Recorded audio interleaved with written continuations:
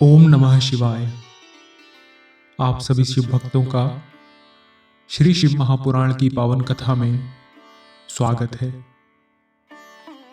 आज हम शुरू करेंगे श्री शिव महापुराण की विद्येश्वर संहिता को।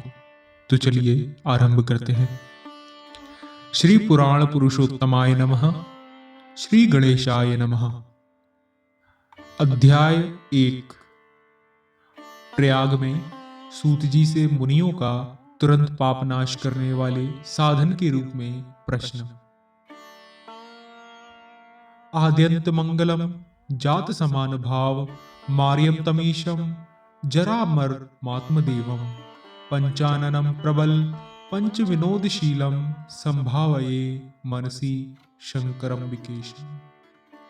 जो आदि और अंत में तथा मध्य में भी नित्य मंगलमय है, जिसकी समानता अथवा तुलना कहीं भी नहीं है, जो आत्मा के स्वरूप को प्रकाशित करने वाले देवता परमात्मा हैं, जिनके 5 मुख हैं और जो खेल ही खेल में अनायास जगत की रचना, पालन और संहार तथा अनुग्रह एवं तिरोभाव स्वरूप 5 प्रबल कर्म करते रहते हैं।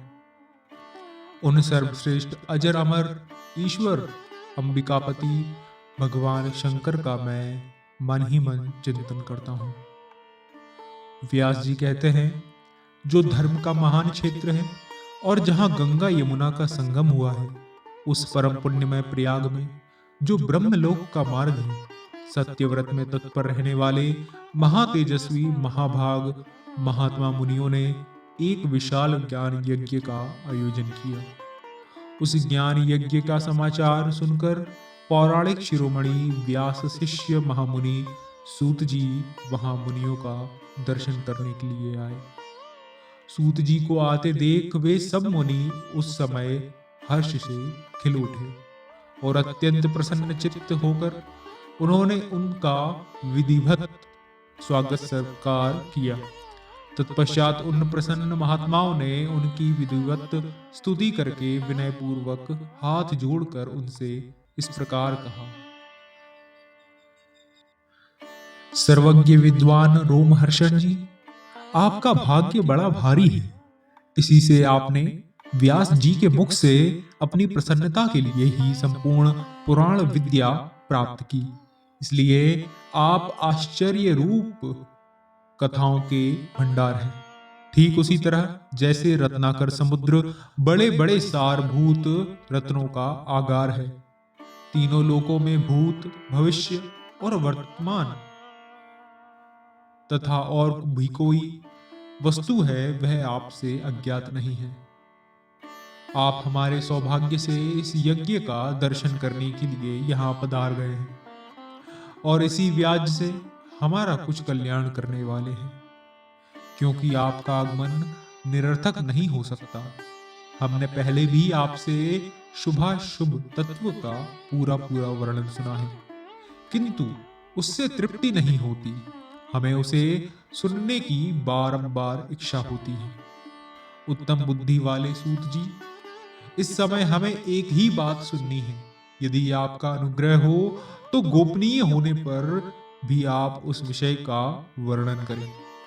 घोर कलयुग आने पर मनुष्य पुण्य कर्म से दूर रहेंगे, दुराचार में फंस जाएंगे और सबके सब सत्य भाषण से मुंह फेर लेंगे, दूसरों की निंदा में तत्पर होंगे, पराय धन को हड़प लेने की इच्छा करेंगे।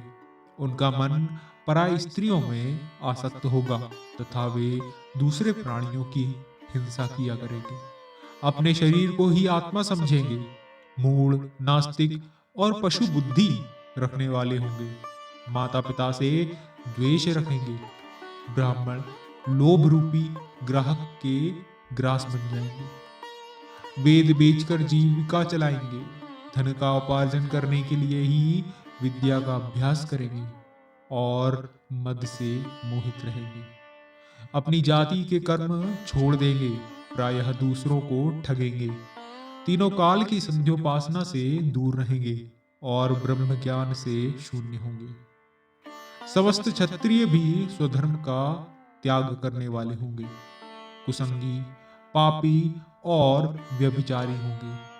उनमें शौर्य का अभाव होगा। वे कुत्सित चौर्य कर्म से जीविका चलाएंगे, शूद्रों का सा बर्ताव करेंगे और उनका चित्त काम का किंकर बना रहेगा। वैश्य, संस्कार भ्रष्ट, स्वधर्म त्यागी, कुमार्गी, धनोपार्जन परायण तथा नाप तोल में अपनी कुत्सित प्रवृत्ति का परिचय देने वाले होंगे। इसी तरह शूद्र ब्राह्मणों के आचार में तत्पर होंगे। उनकी आकृति उज्जवल होगी, अर्थात वे अपना कर्म धर्म छोड़कर उज्जवल वेशभूषा से विभूषित होकर व्यर्थ घूमेंगे। वे स्वभावतः ही अपने धर्म का त्याग करने वाले होंगे। उनके विचार धर्म के प्रतिकूल होंगे। वे कुटिल और द्विज निंदक होंगे। यदि धनी हुए तो कुकर्म में लग जाएंगे, विद्वान हुए तो वाद विवाद करने वाले होंगे। अपने को कुलीन मानकर चारों वर्णों के साथ वैवाहिक संबंध स्थापित करेंगे, समस्त वर्णों को अपने संपर्क से भ्रष्ट करेंगे। वे लोग अपनी अधिकार सीमा से बाहर जाकर द्विजोचित सत्कर्मों का अनुष्ठान करने वाले होंगे। कलयुग की स्त्रियां प्रायः सदाचार से भ्रष्ट और पति का अपमान करने वाली होंगी। सास ससुर से द्रोह करेंगी, किसी से भय नहीं मानेंगी, मलिन भोजन करेंगी, कुत्सित हाव भाव में तत्पर होंगी। उनका शील स्वभाव बहुत बुरा होगा और वे अपने पति की सेवा से सदा ही विमुख रहेंगी। सूत जी, इस तरह जिनकी बुद्धि नष्ट हो गई है, जिन्होंने अपने धर्म का त्याग कर दिया है, ऐसे लोगों को इहलोक और परलोक में उत्तम गति कैसे प्राप्त होगी?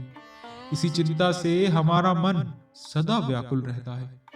परोपकार के समान दूसरा कोई धर्म नहीं है, अतः जिस छोटे से उपाय से इन सबके पापों का तत्काल नाश हो जाए, उसे इस समय कृपा पूर्वक बताइए, क्योंकि आप समस्त सिद्धांतों के ज्ञाता हैं। व्यास जी कहते हैं, उन भावितात्मा मुनियों की यह बात सुनकर सूत जी मन ही मन भगवान शंकर का स्मरण करके उनसे इस प्रकार बोले। अध्याय 1 समाप्त। अध्याय 2 शिव पुराण का परिचय व महिमा। सूत जी कहते हैं, साधु महात्माओं, आपने बहुत अच्छी बात पूछी है। आपका यह प्रश्न तीनों लोकों का हित करने वाला है। मैं गुरुदेव व्यास का स्मरण करके आप लोगों के स्नेहवश इस विषय का वर्णन करूंगा। आप आदर पूर्वक सुने। सबसे उत्तम जो शिव पुराण है, वह वेदांत का सार सर्वस्व है और वक्ता और श्रोता का समस्त पाप राशियों से उद्धार करने वाला है। इतना ही नहीं, वह परलोक में परमार्थ वस्तु को देने वाला है। कल की कल्म राशि का विनाश करने वाला है। उसमें भगवान शिव के उत्तम यश का वर्णन है। ब्राह्मणों, धर्म, अर्थ, काम और मोक्ष, इन चारों पुरुषार्थों को देने वाला वह पुराण सदा ही अपने प्रभाव की दृष्टि से वृद्धि या विस्तार को प्राप्त हो रहा है।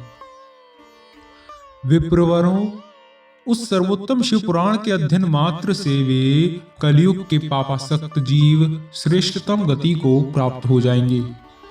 कलयुग के महान उत्पात तभी तक जगत में निर्भय होकर विचरेंगे जब तक यहाँ शिव पुराण का उदय नहीं होगा। इसे वेद के तुल्य माना गया है।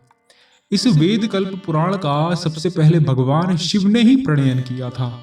विद्येश्वर संहिता, रुद्र संहिता, विनायक संहिता, उमा संहिता, मातृ संहिता, एकादश रुद्र संहिता, कैलाश संहिता, शतरुद्र संहिता, कोटि रुद्र संहिता, सहस्त्र कोटि रुद्र संहिता, वायवीय संहिता तथा धर्म संहिता, इस प्रकार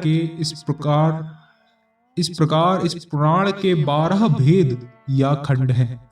यह 12 संहिताएं अत्यंत पुण्यमयी मानी गई हैं। ब्राह्मणों, अब मैं उनके श्लोकों की संख्या बता रहा हूं, आप लोग वह सब आदर पूर्वक सुने। विद्येश्वर संहिता में 10,000 श्लोक हैं। रुद्र संहिता, विनायक संहिता, उमा संहिता और मातृ संहिता, इनमें से प्रत्येक में 8,000 श्लोक हैं। ब्राह्मणों, एकादश रुद्र संहिता में 13,000, कैलाश संहिता में 6,000, शतरुद्र संहिता में 3,000, कोटि रुद्र संहिता में 9,000, सहस्त्र कोटि रुद्र संहिता में 11,000, वायवीय संहिता में 4,000 तथा धर्म संहिता में 12,000 श्लोक हैं। इस प्रकार मूल शिव पुराण की श्लोक संख्या 1,00,000 है, परंतु व्यास जी ने उसे 24,000 श्लोकों में संक्षिप्त कर दिया। पुराणों की क्रम संख्या के विचार से इस शिव पुराण का स्थान चौथा है। इसमें 7 संहिताएं हैं। पूर्व काल में भगवान शिव ने श्लोक संख्या की दृष्टि से 100 करोड़ श्लोकों का एक ही पुराण ग्रंथ ग्रथित किया था। सृष्टि के आदि में निर्मित हुआ वह पुराण साहित्य अत्यंत विस्तृत था। फिर द्वापर आदि युगों में द्वैपायन, व्यास आदि महर्षियों ने जब पुराण का 18 भागों में विभाजन कर दिया, उस समय संपूर्ण पुराणों का संक्षिप्त स्वरूप केवल 4 लाख श्लोकों का रह गया। उस समय उन्होंने शिव पुराण का 24,000 श्लोकों में प्रतिपादन किया। यही इसके श्लोकों की संख्या है। यह वेद तुल्य पुराण 7 संहिताओं में बटा हुआ है। इसकी पहली संहिता का नाम विद्येश्वर संहिता है। दूसरी रुद्र संहिता समझनी चाहिए। तीसरी का नाम शत रुद्र संहिता, चौथी का कोटि रुद्र संहिता, पांचवी का उमा संहिता, छठी का कैलाश संहिता और 7वीं को नाम वायवीय संहिता है। इस प्रकार ये 7 संहिताएं मानी गई हैं। इन 7 संहिताओं से युक्त दिव्य शिव पुराण वेद के तुल्य प्रामाणिक तथा इस सबसे उत्कृष्ट गति प्रदान करने वाला है। यह निर्मल शिव पुराण भगवान शिव के द्वारा ही प्रतिपादित है। इसे शैव शिरोमणि भगवान व्यास ने संक्षेप से संकलित किया है। यह समस्त जीव समुदाय के लिए उपकारक, त्रिविध तापों का नाश करने वाला, तुलना रहित एवं सत्पुरुषों को कल्याण प्रदान करने वाला है। इसमें वेदांत विज्ञानमय प्रधान तथा निष्कपट निष्काम धर्म का प्रतिपादन किया गया है। यह पुराण ईर्ष्या रहित अंतःकरण वाले विद्वानों के लिए जानने की वस्तु है। इसमें श्रेष्ठ मंत्र समूहों का संकलन है तथा धर्म, अर्थ और काम इस त्रिवर्ग की प्राप्ति के साधन का भी वर्णन है। यह उत्तम शिव पुराण समस्त पुराणों में श्रेष्ठ है। वेद वेदांत में वेद्य रूप से विलसित परम वस्तु परमात्मा का इसमें गान किया गया है। जो बड़े आदर से इसे पढ़ता है और सुनता है, वह भगवान शिव का प्रिय होकर परम गति को प्राप्त कर लेता है। अध्याय 2 समाप्त। संयुक्त अध्याय 3 व 4 साध्य साधन आदि का विचार तथा श्रवण, कीर्तन और मनन, इन 3 साधनों की श्रेष्ठता का प्रतिपादन। व्यास जी कहते हैं, सूत जी का यह वचन सुनकर वे सब महर्षि बोले, अब आप हमें वेदांत सार सर्वस्वरूप अद्भुत शिव पुराण की कथा सुनाइए। सूत जी ने कहा, आप सब महर्षि गण रोग शोक से रहित कल्याणमय भगवान शिव का स्मरण करके पुराण प्रवर शिव पुराण की, जो वेद के सार तत्व से प्रकट हुआ है, की कथा सुनिए। शिव पुराण में भक्ति, ज्ञान और वैराग्य, इन तीनों का प्रीति पूर्वक गान किया गया है और वेदांत वेद्य सद्व वस्तु का विशेष रूप से वर्णन है।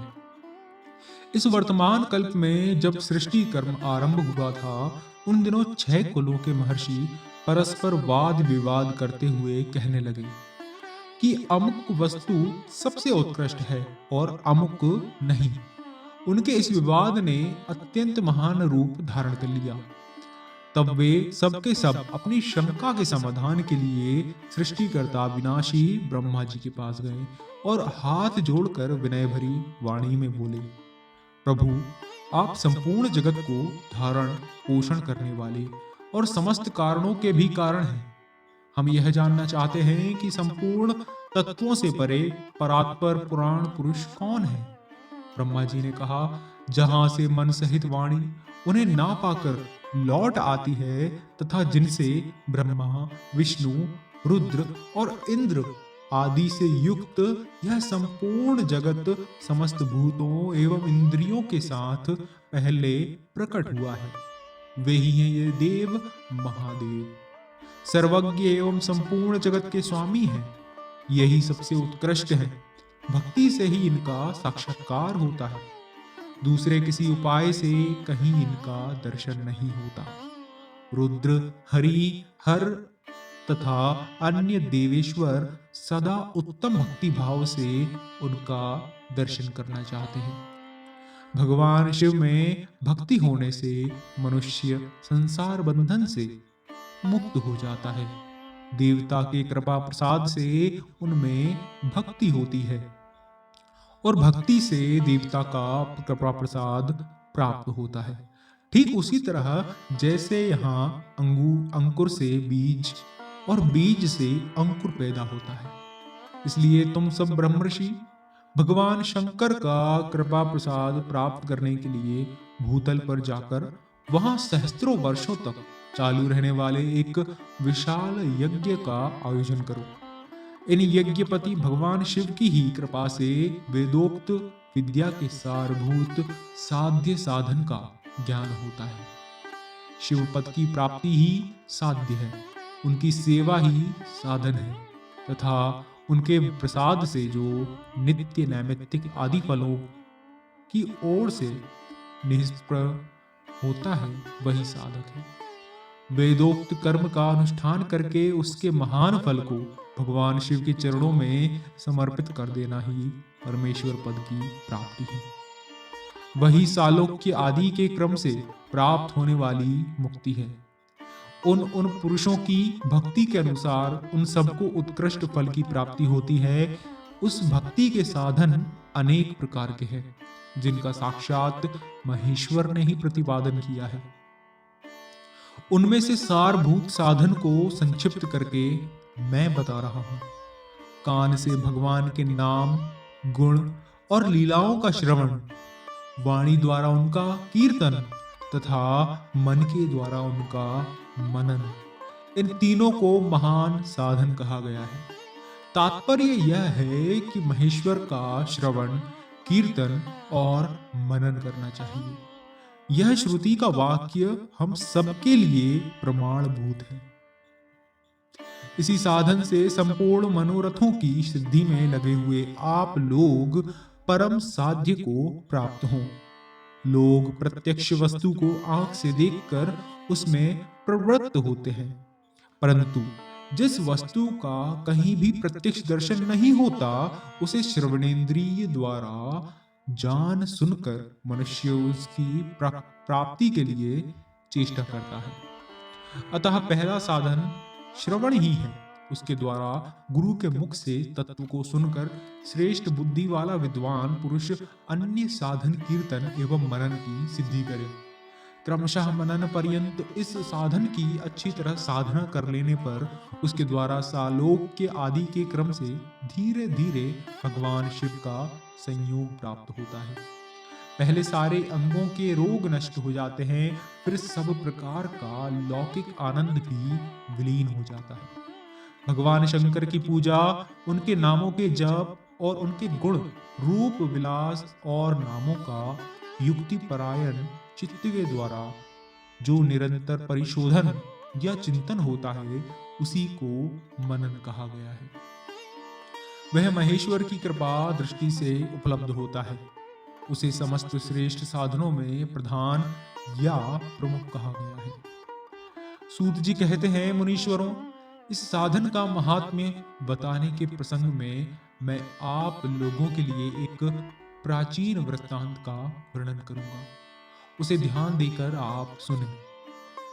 पहले की बात है, पराशर मुनि के पुत्र मेरे गुरु व्यासदेव जी सरस्वती नदी के निकट सुंदर तट पर तपस्या कर रहे थे। एक दिन सूर्य तुल्य तेजस्वी विमान से यात्रा करते हुए भगवान सनत कुमार अकस्मात वहां जा पहुंचे उन्होंने मेरे गुरु को वहां देखा। वे ध्यानमग्न थे। उससे जगने पर उन्होंने ब्रह्मपुत्र सनत कुमार जी को अपने सामने उपस्थित देखा। देखकर वे बड़े वेग से उठे और उनके चरणों में प्रणाम करके मुनि ने उन्हें अर्घ्य दिया और देवताओं के बैठने योग्य आसन भी अर्पित किया। तब प्रसन्न हुए भगवान सनत कुमार विनीत भाव से खड़े हुए और व्यास जी से गंभीर वाणी में बोले, मुने, तुम सत्य वस्तु का चिंतन करो। वह सत्य पदार्थ भगवान शिव ही है, जो तुम्हारे साक्षात्कार के विषय होंगे। भगवान शंकर का श्रवण, कीर्तन, मनन, ये तीन महत्तर साधन कहे गए हैं। ये तीनों ही वेद सम्मत हैं। पूर्व काल में मैं दूसरे साधनों के संभ्रम में पड़कर घूमता घामता मंद्राचल पर जा पहुंचा और वहां तपस्या करने लगा। तदंतर महेश्वर शिव की आज्ञा से भगवान नंदिकेश्वर वहां आए। उनकी मुझ पर बड़ी दया थी। वे सबके साक्षी तथा शिवगणों के स्वामी भगवान नंदिकेश्वर मुझे स्नेहपूर्वक मुक्ति का उत्तम साधन बताते हुए बोले, भगवान शंकर का श्रवण, कीर्तन और मनन, ये तीनों साधन वेद सम्मत हैं और मुक्ति के साक्षात कारण हैं। यह बात स्वयं भगवान शिव ने मुझसे कही है। अतः ब्रह्मन, तुम श्रवणादि तीनों साधनों का ही अनुष्ठान करो। व्यास जी से बारंबार ऐसा कहकर अनुगामियों सहित ब्रह्मपुत्र सनत कुमार परम सुंदर ब्रह्मधाम को चले गए। इस प्रकार पूर्व काल के इस उत्तम वृत्तांत का मैंने संक्षेप में वर्णन किया है। ऋषि बोले, सूत जी, श्रवणादि तीनों साधनों को आपने मुक्ति का उपाय बताया है, किंतु जो श्रवण आदि तीनों साधनों में असमर्थ हो, वह मनुष्य किस उपाय का अवलंबन करके मुक्त हो सकता है? किस साधन भूत कर्म के द्वारा बिना यत्न के ही मोक्ष मिल सकता है? अध्याय 3 व 4 समाप्त।